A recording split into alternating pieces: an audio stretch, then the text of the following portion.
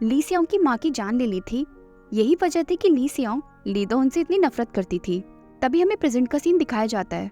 पुरानी बातों को याद करते हुए ली जियांग सोचता है, काश उस वक्त हम सभी ने मिलकर जबरदस्ती ली सियांग की याददाश्त मिटा दी होती तो आज हमें ये सब नहीं देखना पड़ता।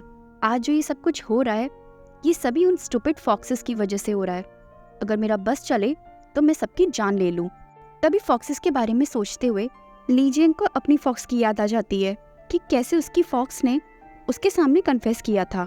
अपनी फॉक्स को याद करते हुए ली जियांग सोचता है, अब अचानक से इसका चेहरा मेरे सामने क्यों आ गया।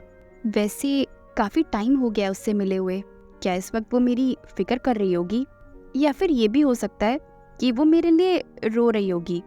लेकिन अभी ये सब सोचने का टाइम नहीं है। तभी ली जियांग को आवाज आती है। ली जियांग दूसरी तरफ मुड़कर देखता है। ली जियांग जैसे ही मुड़कर देखता है तभी वो पाता है कि ली दोहन वहीं पर खड़ा है। ली दोहन जिंदा है। ये देखकर ली जियांग के सांस में सांस आती है। वो खुश होते हुए अपने भाई से बोलता है, गुड जॉब, ये तो अच्छा हुआ। लेकिन भाई, आप अभी कैसा फील कर रहे हैं? आप ठीक तो है ना? ली जियांग को ली दोहन की फिक्र हो रही थी, लेकिन इससे पहले वो आगे कुछ बोलता, ली दोहन सीधा सीधा उससे एक सवाल पूछता है। ली दोहन बोला, क्या तुम इस साजिश में शामिल थे? ये सुनकर ली जियांग चौंक जाता है और बोलता है, नहीं, बिल्कुल नहीं।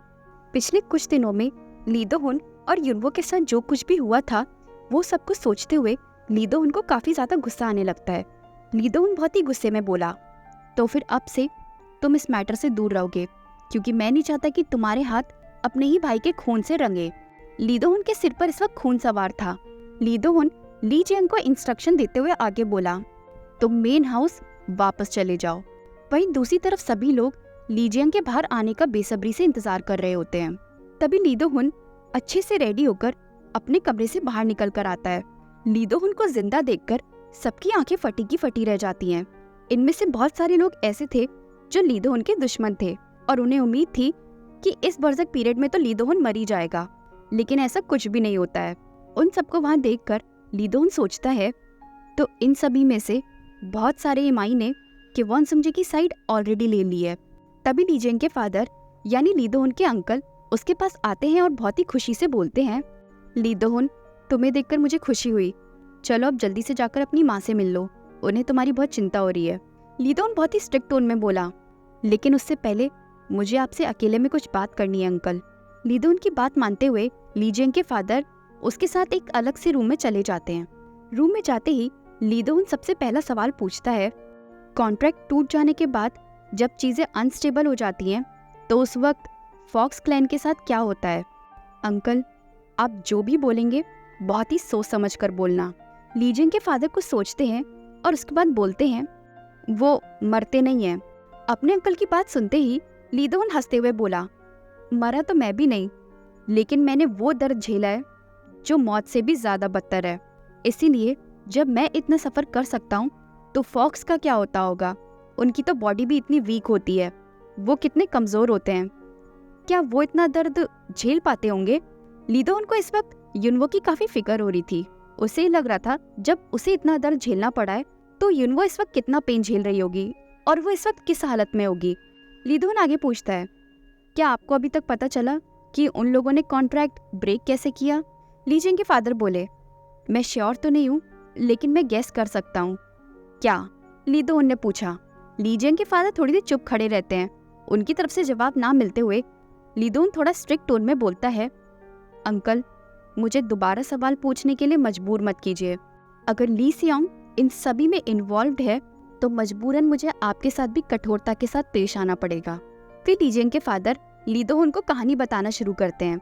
ली जियांग के फादर बोले, बहुत सालों पहले एक बार ऐसा हुआ था कि दो जुड़वा भाइयों के पास सेम एक जैसी दिखने वाली सील थी। ये बात सुनते ही ली दोहन को गुस्सा आ जाता है और गुस्से में बोलता है, तो आपके कहने का मतलब ये है कि किवॉन सुंगजे की सील मेरी जैसी है? फिर पुरानी बातों को याद करते हुए ली दोहन सोचता है, तो क्या उस वक्त इसीलिए युनवो की शक्तियों का असर किवॉन सुंगजे पर नहीं हुआ था? ली दोहन आगे बोला, तो क्या मेरे फादर को इस मैचिंग सील के बारे में पता है? ली जियांग के फादर बोले, नहीं, अगर ऐसा होता तो तुम्हारे पापा कभी भी किवॉन सुंगजे को ऐसे जाने नहीं देते। फिर ली दोहन गुस्से में अपनी मुट्ठियां कसते हुए बोलता है, फिर भी तो क्या हुआ? उन्हें पता नहीं था। आखिर में उन्होंने मेरी जिंदगी को दांव पे लगाया। ली जेंग के फादर आगे बोले, हाँ तुमने सही कहा, और मैं ये भी जानता हूँ कि ली सियांग ने तुम्हें काफी निराश किया है, लेकिन उसके ऐसा करने की असली वजह। ली जेंग के फादर बोलते बोलते रुक जाते हैं, क्योंकि वो जानते थे ली दोन की याददाश्त मिटा दी गई है और अकॉर्डिंग टू रूल्स वो उसे कुछ बता भी नहीं सकते थे। इसलिए वो चुप हो जाते हैं और बहुत ही उदास होते हुए बोलते हैं, छोड़ो, अब इन सब बातों का कोई फायदा भी नहीं है। ली दोन बोला, आपको बहाना बनाने की जरूरत नहीं है। जब तक युनवो सेफ है तब तक मैं अपनी प्यारी कजिन की इस बचकानी हरकत को माफ करने के बारे में सोच सकता हूँ, लेकिन अगर युनवो को कुछ भी हुआ तो आप ये बात भूल जाना कि आप अपनी बेटी की शक्ल दोबारा कभी देख पाएंगे। और ये चेतावनी देकर लीदोन वहाँ से चला जाता है। लीदोन जा ही रहा होता है, तभी पीछे से ली जेंग आता है और लीदोन उनको कुछ देते हुए बोलता है, भाई ये लिस्ट उन सभी इमाइस की है जिनसे अब हमारा कांटेक्ट टूट चुका है। लीदोन ली जेंग को फिर से वार्न करते हुए बोला, मैंने बोला ना तुम इस मैटर में मत पड़ो। ली जेंग चिंता करते हुए बोला, भाई आप बस अपनी सेहत का ध्यान रखिए और इन सब के ऊपर ध्यान मैं रखता हूँ।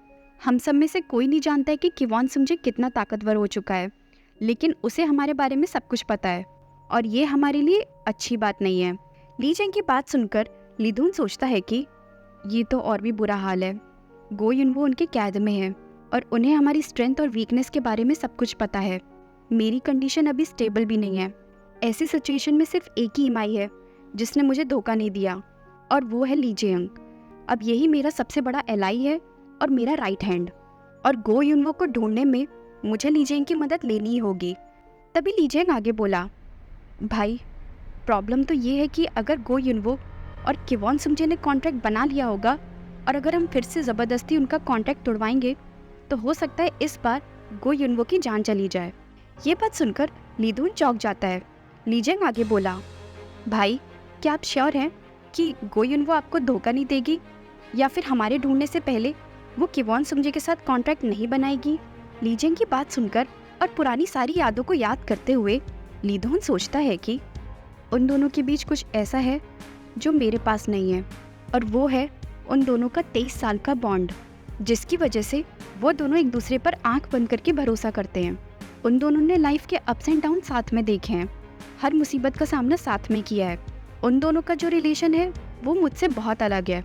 आज तक मैंने सिर्फ और सिर्फ युनवो के साथ ज़बरदस्ती की है, तो फिर युनवो किवॉन सुंजे को छोड़कर मुझे क्यों चूज़ करेगी?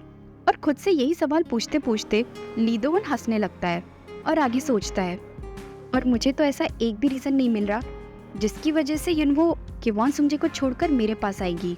अगर आपको ये स्टोरी अच्छी लग रही है तो प्लीज़ चैनल को सब्सक्राइब और स्टोरी को लाइक एंड शेयर करना ना भूलें। Thank you.